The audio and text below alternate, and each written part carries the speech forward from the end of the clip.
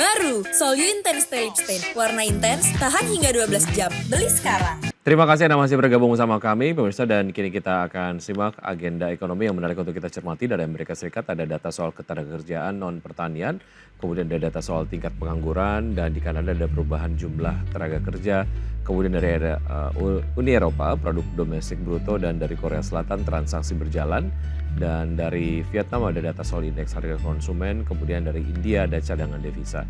Berikutnya pemirsa kita akan simak agenda emiten yang menarik untuk kita cermati seperti Anda dapat saksikan di layar televisi. Ya, WIRG, kemudian VKTR dan juga MBMA menggelar RUPS, sementara itu untuk SCMA, Aksio, Boba, SKRN menggelar pembayaran dividen tunai interim, Adaro pembayaran dividen tunai, kemudian NICL ex dividen tunai interim, sementara itu ada IPCC, DPS dividen tunai interim, dan Unilever, kemudian Power dan juga GEMS, kum dividen tunai interim.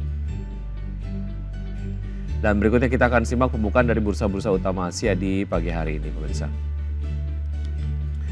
Ya, untuk bursa-bursa utama Asia kompak dibuka melemah di pagi hari ini dengan Nikkei melemah 0,53% di level 39.185. SCI Singapura melemah 0,41% di level 3.807. Kemudian Kospi Korea dibuka melemah 0,3% di level 2.434 untuk Kospi Korea, dan juga Hang Seng Hong Kong dibuka melemah 0,92%.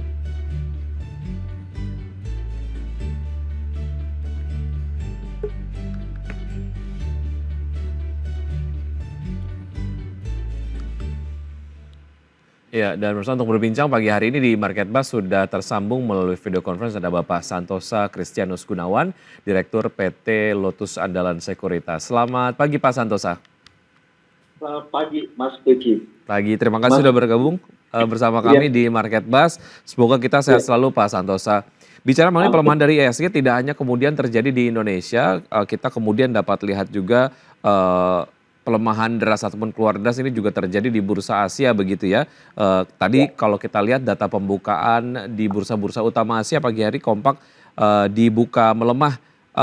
Bagaimana Anda melihat ini dan bagaimana sebetulnya Anda melihat peluang IHSG sendiri untuk bisa rebound di perdagangan hari ini Pak Santosa? Iya, untuk kondisi daripada market hari ini memang sangat terpengaruh dengan bursa global karena memang di bulan Desember ini Mas Wiki boleh dikatakan banyak fund manager yang mulai berlibur ya, jadi dia boleh dikatakan mereka ini sudah siap-siap untuk berlibur lah bersama keluarganya.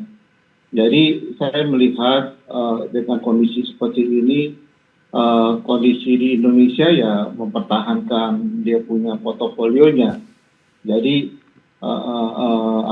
investor-investor besar ini yang boleh dikatakan mereka maintain dia punya portofolionya supaya tidak terlalu jatuh dalam kondisi yang dimana banyak sekali asing mulai berjualan seperti itu ya selama ini, terutama di saham banking. Begitu Mas Wiki. Baik, dan kalau kita lihat juga bank-bank himbara dan juga bank-bank BUMN beberapa dijadikan sasaran untuk profit taking begitu ya, makanya kemudian kemarin saham-saham berbasis BUMN ataupun perbankan yang big caps juga ini memberatkan pergerakan dari IHSG.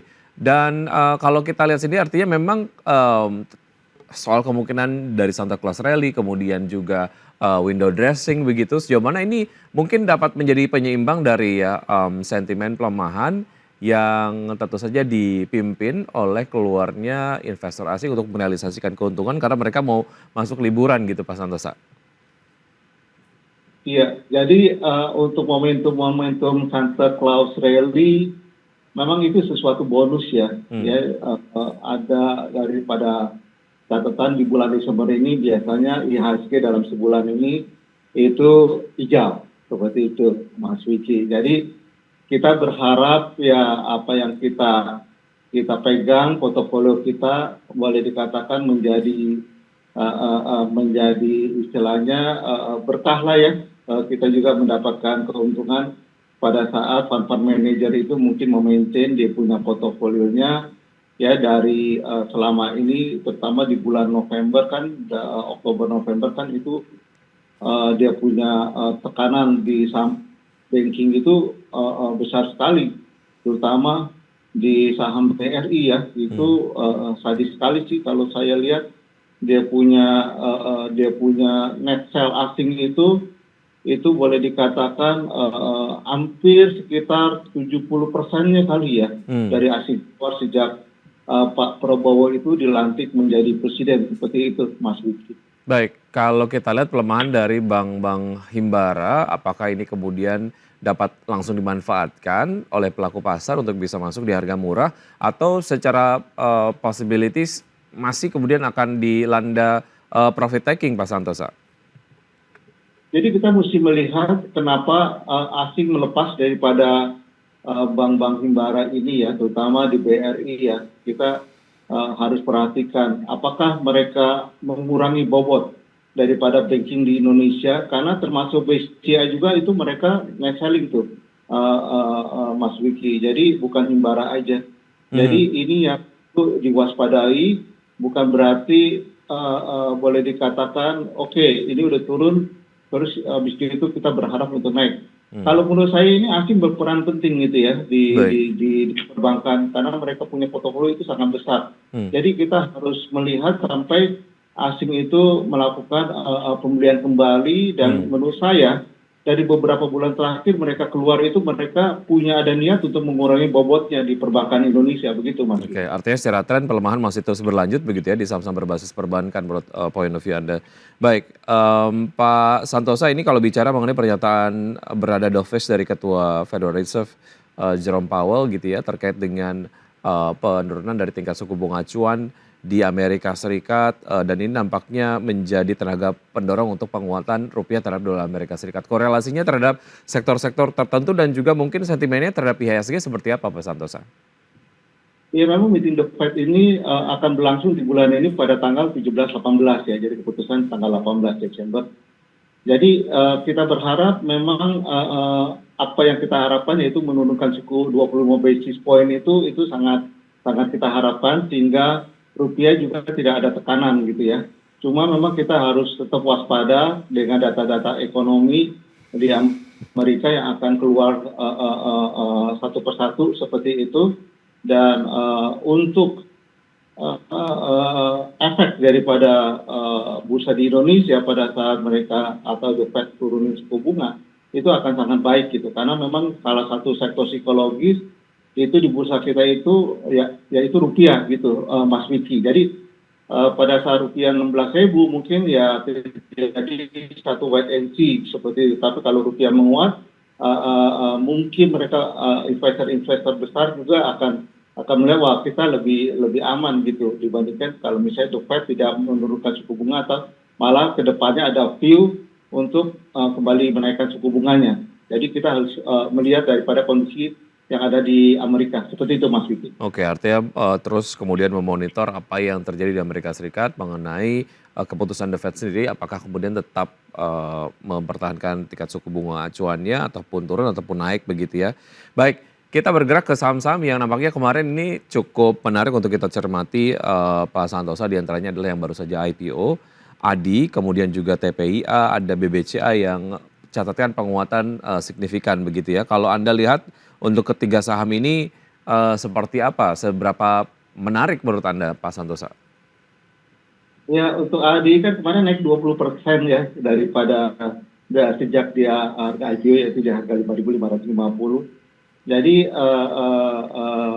ada investor yang mendapatkan dia punya adro hak ya, POPS ya. Jadi mereka dapat hak untuk mendebus pemegang saham Adaro itu menjadi saham ADI gitu. Yang mana ADI ini penebusannya dan pendistribusiannya itu dari tanggal 9, jadi minggu depan sudah mulai orang yang punya adroha itu menebus dan menjadi ADI. Dan ini kita lihat aja, saya melihat bahwa ada supply ya, bagi orang yang menebus itu akan menjual atau melakukan profit taking.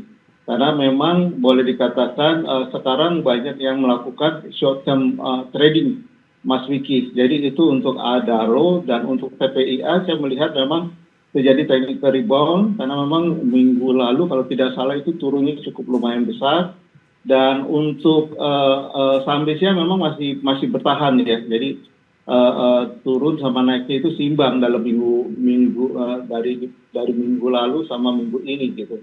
Jadi BCA memang masih ditahan ya. Jadi untuk asing juga keluarnya di saham BCA itu tidak sebanyak daripada Bank BRI maupun Bank Mandiri. Jadi seperti itu mengenai saham-saham ini, Baik, Mas. Pak Santosa, kalau kita lihat Anda tadi menyampaikan memang masih dimanfaatkan untuk trading begitu ataupun mungkin investasi jangka panjang. Tapi secara fundamental dari perusahaannya sendiri ataupun mungkin dari perusahaan induk gitu menarik atau tidak ini untuk kita koleksi di jangka menengah ke panjang begitu untuk Adi, Pak Santosa. Iya, untuk Adi boleh dikatakan kita harus melihat nanti pada saat pendebusan ini, Mas Wiki, di mana pendistribusian daripada saham Adi ini dari tanggal 9 sama 10 mereka sudah bisa menjual gitu. Jadi di sini kita mesti melihat ya berapa kuat dia punya pergerakan saham Adi sampai minggu depan. Jadi ini penentuannya nih Mas. Kita tidak bisa melihat, tapi secara overall banyak yang akan memanfaatkan daripada penembusan dari A2H ini menjadi saham Adi. Seperti itu, Mas Wiki. Oke, kita pantau terus untuk kita manfaatkan momentumnya begitu ya, kurang lebih Pak Santosa ya. Baik, kita akan jeda sejenak. Setelah jeda berikut ini kita akan lanjutkan, tentu saja akan membahas mengenai saham-saham pilihan dari Anda Pak Santosa. Dan pemirsa tetap bersama kami akan segera kembali. Terima kasih Anda masih bergabung bersama kami pemirsa, dan sebelum saya lanjutkan perbincangan bersama Pak Santosa, kita akan simak terlebih dahulu saham-saham pilihan pagi hari ini dari Pak Santosa, Direktur dari PT Lotus Andalan Sekuritas, seperti Anda dapat saksikan di layar televisi. Saham-saham pilihan kali ini diantaranya adalah Inco dengan support di 7.100, resistance di 8.000 dengan rekomendasi trading buy. INDF support di 0575, kemudian resistance di 7.000 trading buy. DSNG support di 590, resistance di 660, rekomendasi trading buy. Dan Excel dengan rekomendasi trading buy support di 2170, kemudian untuk resistance di 2530.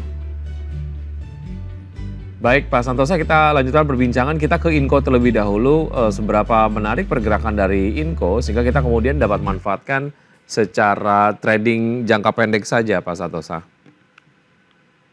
Ya, untuk Inco saya melihat kalau sekarang itu harga sudah naik sekitar 1,1% di 3640 ya dalam minggu ini, walaupun trennya juga masih tertekan seperti itu.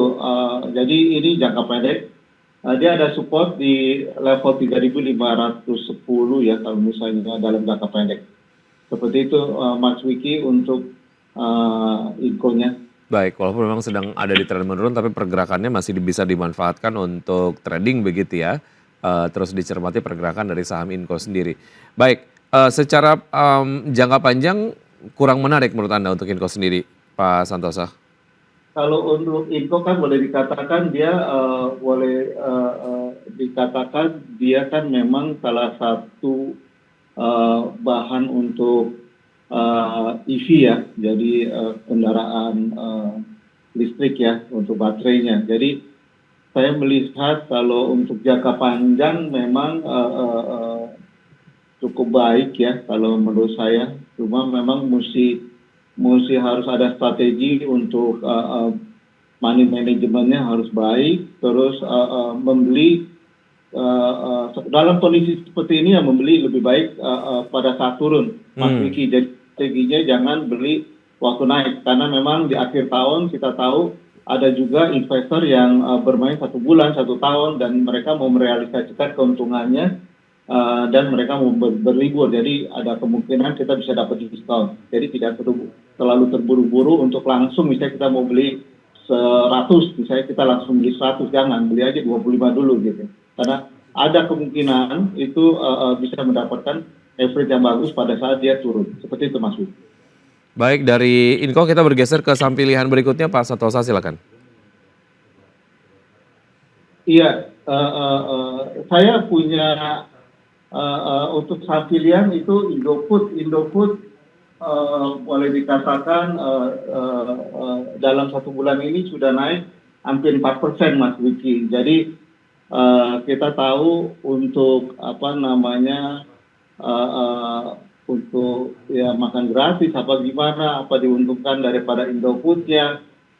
Tapi boleh dikatakan untuk consumer goods memang salah satu sektor yang sangat bertahan ya dalam kondisi apapun juga karena penjualannya itu sangat konsisten. Jadi untuk Indofood sendiri kalau menurut saya ya tunggu aja pada saat ada koreksi kita mulai melakukan pembelian kembali. Seperti itu Mas Wiki. Baik, untuk saham pilihan berikutnya silakan Pak. Untuk saham berikutnya yaitu saham DSNG. DSNG sebentar Mas Vicky. Jadi saham DSNG boleh dikatakan kenaikannya memang sudah dalam waktu 3 bulan itu dia naik terus ya. Dan kemarin sudah mulai ada konsolidasi walaupun di bulan Desember ini yaitu dalam waktu 1 minggu ini udah naik hampir 4%. Jadi sama Mas Wiki, jadi untuk melakukan pembelian dalam kondisi seperti ini saya melihat untuk beli pada saat terjadi koreksi atau terjadi penurunan terlebih dahulu. Begitu Mas Wiki. Baik, DSNG direkomendasikan untuk trading terlebih dahulu. Kalau secara sektor ini menarik nggak sih Pak Santosa? Artinya secara proyeksi sebetulnya DSNG sendiri salah satu faktor yang mungkin punya resiliensi yang cukup baik ataupun mungkin memiliki potensial upside sehingga mungkin Anda juga melihat ada possibilities untuk DSNG sendiri menarik untuk bisa dikoreksi ataupun dikoleksi dari jangka menengah ke panjang Pak. Ya, saya melihat kalau untuk DSNG ini boleh dikatakan ya masuk ke dalam sektor consumer goods ya, jadi consumer non cyclical. Jadi boleh dikatakan ini dia lebih ke pengolahan kelapa sawit. Jadi kita perlu ketahui bahwa pemerintah juga ada rencana untuk B50 ya, jadi biodiesel seperti itu. Jadi pemakaian daripada kelapa sawit itu boleh dikatakan nanti akan sangat-sangat diperlukan untuk pengganti energi fosil seperti itu Mas Wiki. Baik, dari DSNG kita bergeser ke saham pilihan terakhir Pak Santosa. Untuk saham pilihan terakhir itu Excel Comindo ya. Excel Comindo boleh dikatakan dia selama 1 minggu ini di bulan Desember itu baru naik 1,8% ya. Jadi dia kalau menurut saya dia bisa mengikuti saham-saham telekomunikasi yang lainnya seperti misalnya Indosat seperti itu Mas Wiki. Jadi satu sektor yaitu untuk Indosat dan Excel Comindo menurut saya itu bisa bisa diperhatikan ya, bisa diperhatikan dan kedepannya ya saya lihat mengakumulasi Excel Comindo di harga-harga sekarang ya itu mungkin di 2.200. Kalau misalnya ada satu penurunan di bawah 2.200 boleh melakukan akumulasi kembali. Seperti itu Mas. Baik, itu dia saham-saham pilihan pagi hari ini ada XL, kemudian juga ada DSNG. Tadi dua saham lain juga sudah dibahas, ada Indofood ya, salah satunya Pak Santosa. Baik, kalau boleh tambah lagi nggak Mas? Saya baru keingat. Oh iya, baik, saham lain yang mungkin menurut Anda menarik Pak Santosa apa kira-kira?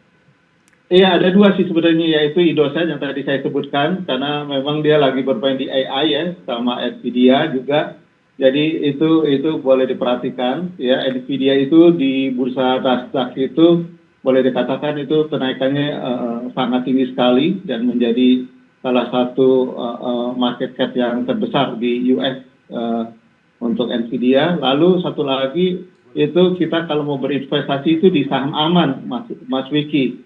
Jadi orang melihat itu kalau untuk bermain di sektor pertambangan ini seperti aman, itu kita mesti lihat daripada kita beli dalam US dollar aja gitu. Jadi kalau untuk menabung saya melihat aman ini masih murah karena masih di bawah $1 US dollar seperti itu harganya. Sedangkan kalau kita lihat kompetitornya seperti Freeport dan Newmont di luar negeri itu udah puluhan dolar gitu. Sedangkan ini kita masih dalam bentuk sen kalau dikonversi ke dalam US dollar. Seperti itu aja Mas Vicky tambahannya. Terima kasih. Baik, itu tadi saham-saham pilihan dari Pak Santosa. Dan kalau kita lihat sendiri untuk pembukaan IHSG, teman-teman dapat saksikan ataupun dimunculkan dari RTI untuk pergerakan IHSG sejauh ini menurut Anda seperti apa Pak Santosa? Sejauh ini IHSG masih bergerak melemah ya? Iya, flat gitu ya, naik turun tipis seperti itu ya. Karena memang pembukaan ya dari masih belum belum terlihat gitu ya untuk dia punya harga-harganya gitu, belum bertahan lah Mas Wiki gitu. Jadi untuk saham ADI juga kembali lagi dia kena auto reject tuh, jadi naik 20% lagi gitu Mas Wiki yang baru listing kemarin. Jadi ini yang menarik ya, kita lihat nanti apakah masih bertahan pada hari Senin sampai dari tanggal 9 sampai 10 pada saat orang yang menebus PUPS daripada ADOH-nya itu sudah bisa mendapatkan saham ADI, apakah mereka menjual atau gimana. Nah nanti itu penentuannya Mas Wiki. Oke, baik, itu tadi dia sedikit analisis untuk pergerakan dari IHSG pagi hari ini yang bergerak melemah, dan saham-saham yang masuk ke dalam jajaran top gainers diantaranya adalah Dagoto, Boat, kemudian Energi, VKTR, Diva, BSBK, SPRE, GPSO, SMIL, dan juga DOS. Kemudian juga top losers ada DOH, kemudian ada Dewa, BBKR, ya BBKP maksud kami, kemudian juga ada MPPA, MANG, Adaro, JIHD, kemudian MD. Baik, sedikit Pak Santosa, sampai dengan penutupan perdagangan nanti sore menurut Anda seperti apa untuk IHSG? Seperti saya punya crystal ball ya. Ya. Akan apa gitu ya. Secara apa namanya indikator-indikatornya begitu seberapa dapat terproyeksi sebetulnya Pak? Ya menurut saya ini akan flat ya. Jadi saya sih hanya menghimbau untuk investor retail ya terutama ya, itu jangan berburu saham yang lagi naik sih menurut saya. Strategi ini kita harus rubah. Jadi berburu saham yang lagi turun ya, turunnya dalam dan kita berhitung. Contohnya itu ini saya lebih ke kiat-kiat ya. Misalnya Adaro dia memberikan dividen 1.300-an. Dia turun 1.500-an. Artinya itu bisa kita spekulasikan berarti dia ada banyak orang panik jual Adaro itu sampai dia punya dividen 1.300 tapi turunnya 1.500 dan makanya kemarin kembali rebound. Ya jadi hal-hal seperti itu kita mesti berhitung Mas Wiki. Jadi jangan berburu saham yang lagi naik. Itu saran saya. Dan mengenai kondisi market saya lihat akan ya so-so lah ya, karena memang kondisi di US itu lagi juga ada konsolidasi. Jadi lebih ke negatif, kita juga akan bisa terpengaruh sama akusesi. Kita lihat aja Mas Wiki. Mudah-mudahan saya salah Mas Wiki. Baik, terima kasih atas analisis dan juga beberapa rekomendasinya Pak Santoso. Semoga memang dapat menjadi referensi pelaku pasar dalam menerapkan strategi investasinya pada hari ini. Tapi sekali lagi keputusan investasi kembali ke Anda pemirsa dan juga investor di luar sana ya. Pak Santoso, terima kasih sudah bergabung. Sukses untuk Anda. Saya selalu sampai jumpa. Terima kasih. Selamat pagi.